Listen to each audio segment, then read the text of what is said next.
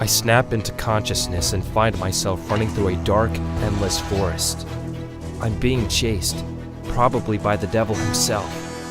I haven't seen him yet, but I know he's right behind me. I can feel him. My heart is pounding against my temple. I feel stitches all over my chest already. I can barely see in front of me, but I have to keep moving. Where are you running to? Stay away from me. You are only going in circles, you know. Every path only leads right back to me. Shut up! Stay back!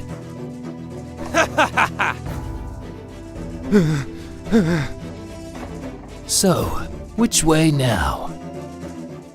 What's the matter? Can't decide? Well, you can't stop. If you slow down, I might get you. His voice was venomous and it came in like a whisper in my ear. He was close. He was playing with me. I noticed a faint light. There seems to be a clearing up ahead, or at least something bright coming out from behind those trees. Good thing, too. The cramps in my abdomen are getting unbearable, and I'm nearly out of breath. The trees part before me to reveal.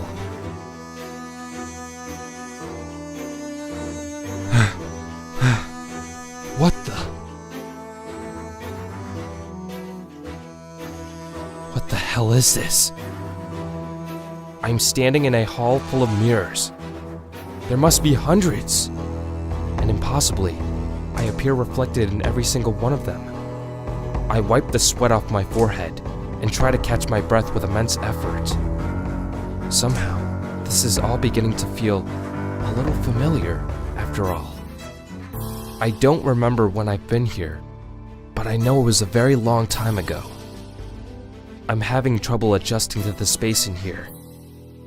It feels as though the mirrors would close in on me if I dared to look away. I tried sliding my hand across them, hoping it would lead me to a pathway, but every corner I think might be an opening only turns out to be another mirror. I wasn't meant to get out of here. You stopped running. Well, that's not very smart, is it? I could tell his voice was coming from somewhere close by, but all I could see was reflections of myself, getting more nervous. Enough of your games! Why don't you just show yourself? My words echoed back and forth through the space, ricocheting off the mirrors. 1,000 Sams were either staring at or away from me. They were all searching for their tormentor, and they all looked very worried. I'll bet it feels nostalgic in here, doesn't it? The direction his voice was coming from kept changing like he was moving around, but he was nowhere in sight. You're weak, Sam. You're going to fail. And when you do, I will be there. His words now felt like they were spoken right into my ear, from inches away. There was nothing there. Who the hell are you? Who am I? I am offended. You don't recognize me. You really have forgotten, haven't you? But you'll remember my name, won't you? Richard Grave. No, you're not real.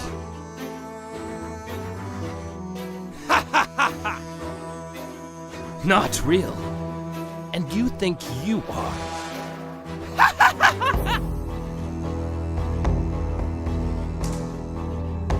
I've been watching you your whole life. Don't tell me I'm not real. You sad man. Let me know if this feels real to you, Sam. Come, give us a hug. Gah! His arms broke through the mirror in front of me, sending shards of glass flying all around. Before I knew it, his hands were locked around my neck like a vice. I was helpless, I couldn't remove them. I was suffocating. You'll remember me next time, won't you? I am never far behind.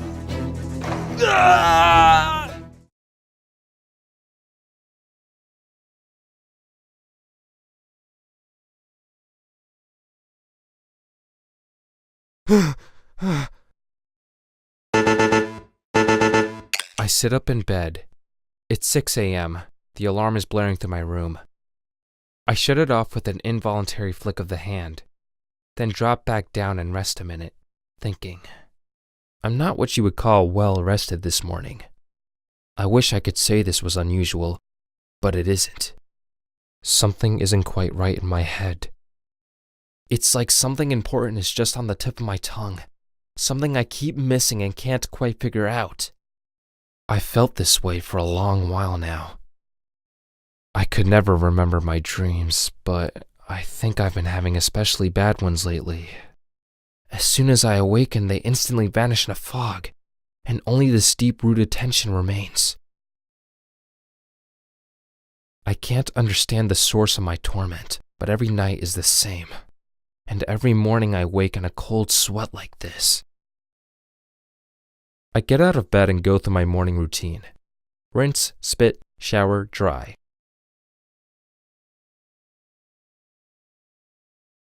I put on a fresh outfit and take a look at myself. Sometimes I feel like I'm looking at a stranger in the mirror. I feel myself melting through the floors and become absorbed by them. Inanimate. Something to be used. Walked on. Not a person. At least not a whole one. Pieces are missing. Some I lost and are gone forever. Some I'll never even know should be there. Is this all just from the stress of being overworked, or is it something else? My name is Sam Nichols, defense attorney at Klein & Associates. I may as well ruin the surprise. I am the sole associate still working with the firm.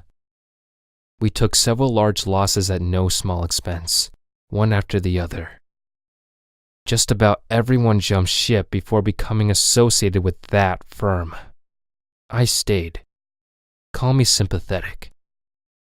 My boss, Harry Klein, has been an important mentor to me my entire adult life. He's an attorney, but he is not a shark. He's one of the rare good ones. I couldn't stand back and watch everything he's worked for burn to the ground. We have one last big case the outcome of everything may hinge on. There is no room for failure now.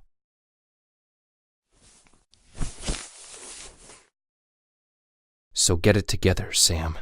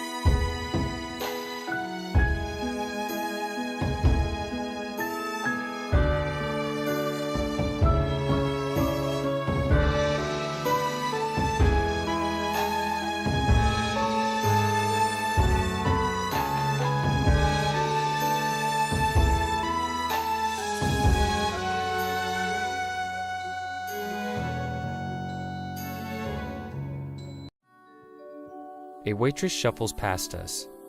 The aroma of bacon and fries and the white noise of background chatter fill the air. I sit across from my boss, Harry Klein, at the neighborhood diner. It's our go-to place for a particularly hearty lunch to help with the long hours ahead. We've been waiting a short while for the waitress to come take our order.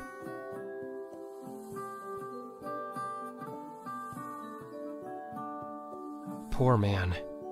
Go back a year and everyone wanted him on their case. He's had one bout of seriously bad luck no one deserves. Harry worked with my father once upon a time, before starting his own firm. My father always disliked him for being what he saw as sanctimonious. That couldn't be further from the truth. I know Harry as a man who would never compromise his principles to win a case, and I believe that to be admirable. I haven't seen this waitress before. She seems a little inexperienced. I try to get her attention, but she's taken someone's order. She knows we're here. She'll come by when she's ready. Maybe she does look a little familiar. Not sure where from, though. There's a kid sitting a ways across from me watching videos on his phone and playing with his food. He's laughing hysterically.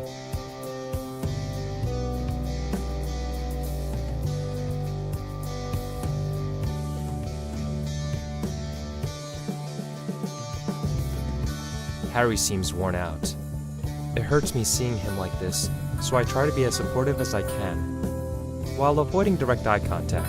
I'm getting this rash on my thigh. Never had it before. Probably stress-related.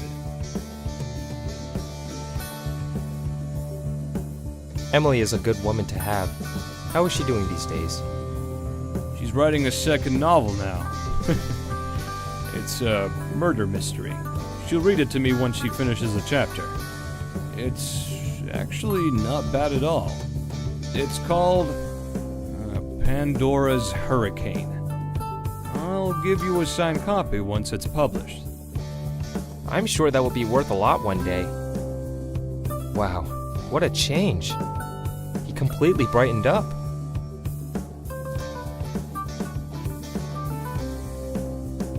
Man, I can't wait to eat something. I skipped breakfast this morning. What are you getting? I'll probably go for the chicken. Where is that waitress? Just saw her. Oh, there she is. Excuse me. Can we order here?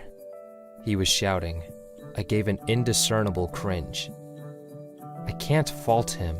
He is under a great deal of stress. But it's not my preferred method of getting someone's attention. With a start, the waitress realizes we can no longer be ignored and nods her way towards us. The waitress seems to still be getting the hang of things here. She nearly spilled half a glass full of water on me as she came to take our order. She promptly apologized, and I laughed it off. Harry seemed to be judging her, though. She whips out a pencil and a pad of paper. I'm sorry it took a while. It gets pretty busy around here this time. Do you know what you'd like? Today's special is the seafood Swiss cheese pasta, and it comes with a drink. Choice of pop, coffee, or tea. Her voice seems carefree, but pleasant. Harry is intrigued with the offer we just received, and wastes no time asking for the special. I was suspicious of it, however. Recording his order, she now turns her gaze towards me.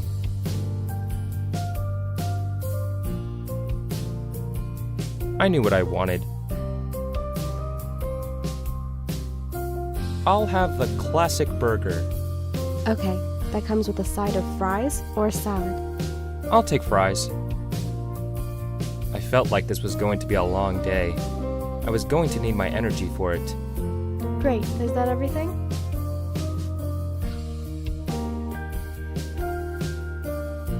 Her hair was dyed a deep purple with hints of cobalt. It's a powerful fashion statement, I suppose. She looks a little distracted. I would guess she's around my age, no more than a few years younger. There really is something familiar about her. Maybe she's related to someone I know. She is quite attractive, and with her dyed hair has that artsy hipster thing going. I wouldn't really know what to call it. I suspect she was suppressing an underlying attitude to make a good impression. You could say it's just my imagination, but I am an expert at reading people. Is that everything? Is that everything?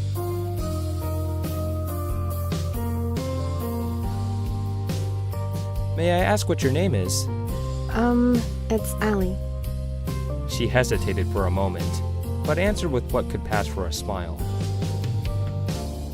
I don't mean to seem odd, but you know, I can't shake this feeling that I've seen you somewhere before.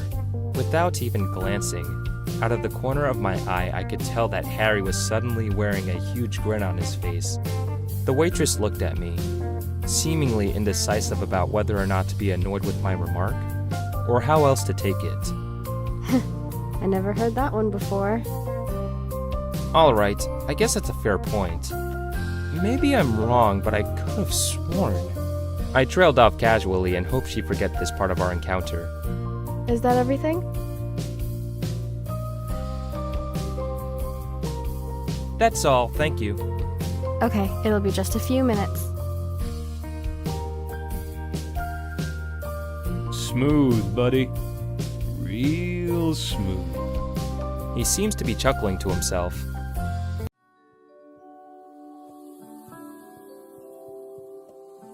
Marilyn Monroe was giving me the wink. She was, of course, the it girl of the 50s. A blonde and a beauty, charming and elegant. A Hollywood heartbreaker, the men of her day simply adored her. She dated the likes of Frank Sinatra and Joe DiMaggio, even had a fling with President John F. Kennedy. She was also a bit of a bookworm from what I know.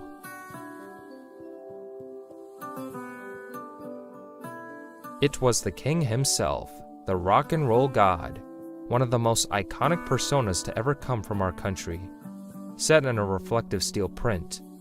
It has more of an impact in the evening time, when the marquee bulbs go on.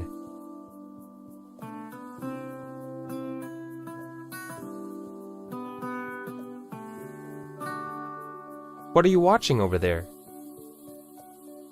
He just stared at me. Is it a cartoon or something? Sponge. Square. His voice tapered off and on.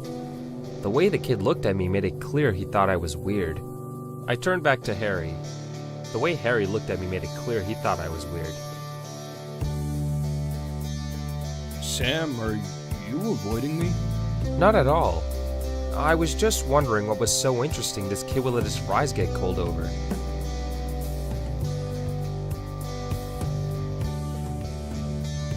Harry seems to have perked up a little now that we knew our food was on the way.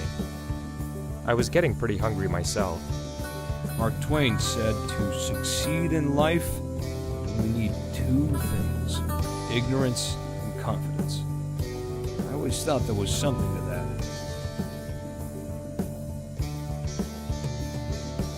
What do you think of our waitress? I wasn't gonna bring it up.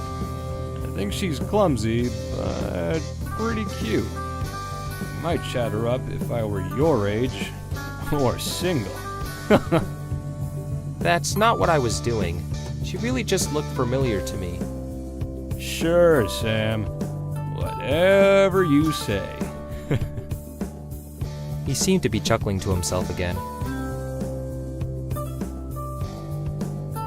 As I was rolling my eyes, I noticed our waitress coming back with our orders. She appeared to be having trouble managing and would periodically stagger on her way.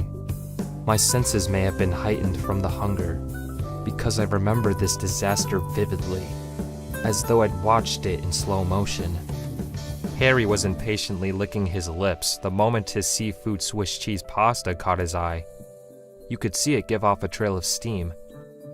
To call it fragrant wouldn't do it justice. I could smell the cheap, melted cheese and assorted fruits de mer from 10 feet away. Surprisingly, at a glance, it didn't look half bad.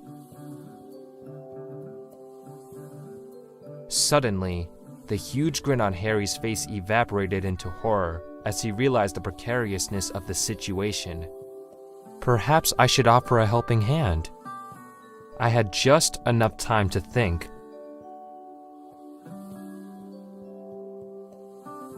before watching the plate of pasta slip out of the waitress's grasp as she finally managed to regain her balance. The horror spread to the waitress's face, and mine as well. As if entranced, I braced for impact, seeing the floppy strands untangle and briefly dance through the air with the sticky web of cheese and chunks of fish and shrimp before...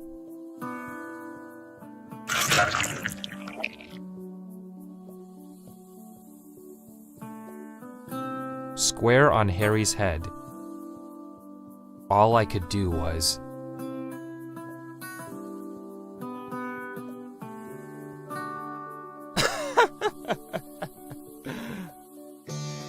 I burst out laughing unconsciously, then forcibly silenced myself, realizing how inappropriate it is.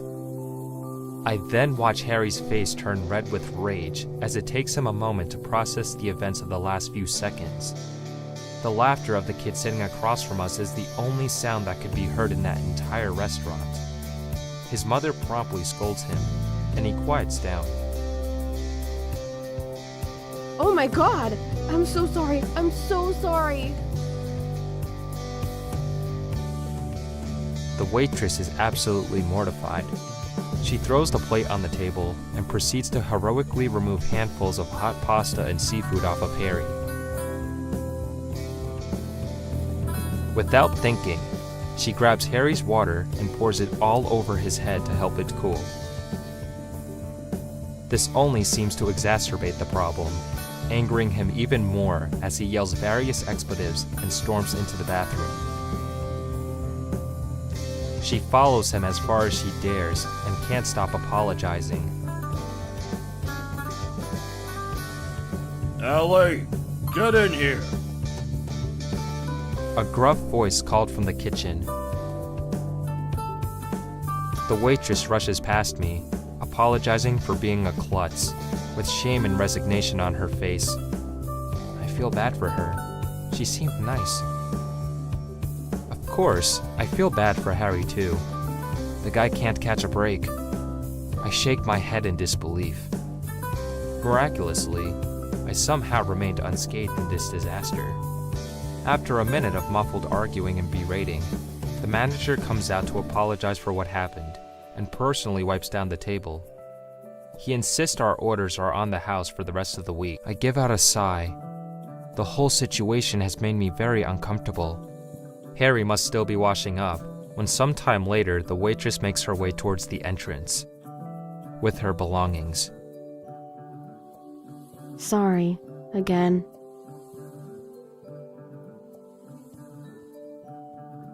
My conscience compels me to get up and see her off. She bites her lip and gives me a surprisingly troubled look as I hold the door open for her. Thank you. She walks through the doorway. Wait, Allie, is it? I see her muscles tighten as she stops in her tracks. She gives a great sigh and turns around to face me. Great! Just what I needed. Assaulting a bunch of lawyers. Good one, Allie. Well done. I can only give her a blank stare as she yells at herself. All right, let's hear it. I injured your friend, and now you want to sue me for crimes against humanity. Is that it? The thought honestly hadn't even occurred to me. Listen, I'm just a student, okay? I needed this job to help put me through school. And now I got fired. Couldn't we just, write all this off as bad luck? Whoa. No one is suing anybody. That was just an accident. I'm sure my boss knows that. I came out because I felt bad about what happened. I just wanted to make sure you were doing all right. She breathes a sigh of relief and looks down at her feet. Oh, thank God. Things just seem to be getting worse and worse for me lately. I was worried this was another example of that. I'm sorry I snapped at you. It's been a hectic day for me, as you can guess. For the first time, she looks at me not as the enemy. She even tries to smile, I think.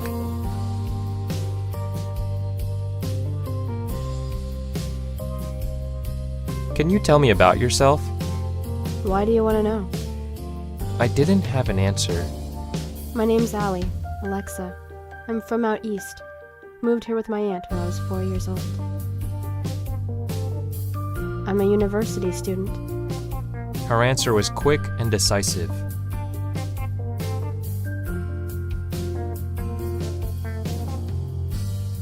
I'm sorry about what happened at the restaurant back there. Probably not as sorry as your boss. Too soon? I meant that the owner, he didn't have to chew you out like that. He's a dick. But he did me a favor, really. It's fine. I'm not cut out for this job anyway. If it's any consolation, I probably won't go back there again. She sways from side to side indifferently.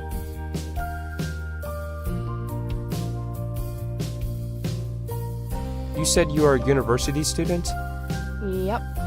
What are you studying? Art. 3rd year. She didn't seem to want to linger. Maybe she was concerned I might change my mind about suing her. You're an artist, huh? She blinks at me, making no attempt at response. What kind of art do you do? Who's your favorite artist? You know Jackson Pollock? I do. Like that. Pollock. I nod thoughtfully. I love Pollock. The splotchiness and subjectivity. He's actually one of my favorites. Of course he would be. I thought I sensed mocking sarcasm. You mentioned your aunt was missing. I don't know where she is. She disappeared 3 days ago without a word. Didn't leave a note or anything. That's not like her. I'm really worried. That's awful.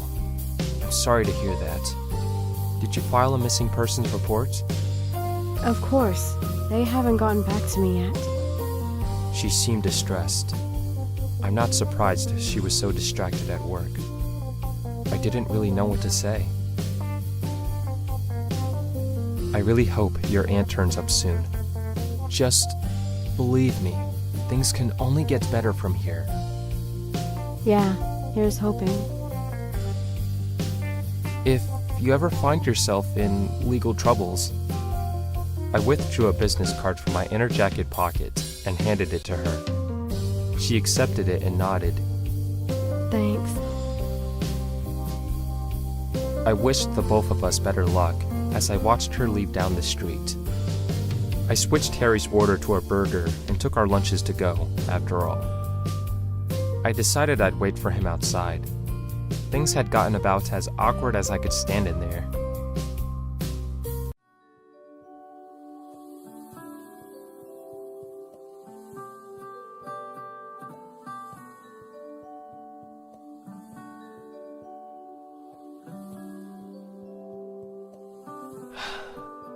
I think I'd rather wait out here. Harry finally came out of the bathroom and rushed to meet me outside. Understandably, he could not get away from there soon enough. He did a pretty good job of cleaning himself off. The stuff was never coming out of that shirt, though.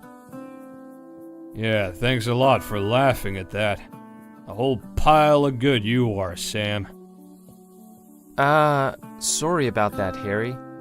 I couldn't help it. It was just really the last thing I expected to happen. Though, given how clumsy she was. Yeah, I got it. You were thinking with your other brain. Man, what a day. Let's just go back to the office and never speak of this again. Can you do me this one favor? Speak of what? Don't be afraid of heights. That is not what kills you. What? Did you just say, Harry? I said let's go back to the office. Seafood effing pasta. Ugh. feel nauseous just thinking about it. He kept shaking his head the whole way as we walked back to the office.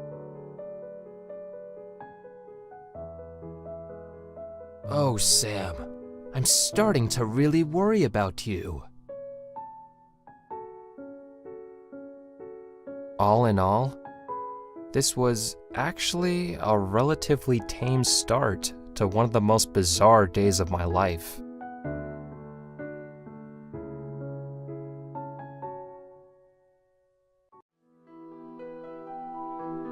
Wait. Is that all? No, that is not all. Where is the action? The drama? Adventure? There is much more. Please, if you like this game, help support our project on Kickstarter. If you come early, I might just give you a good discount. Haha.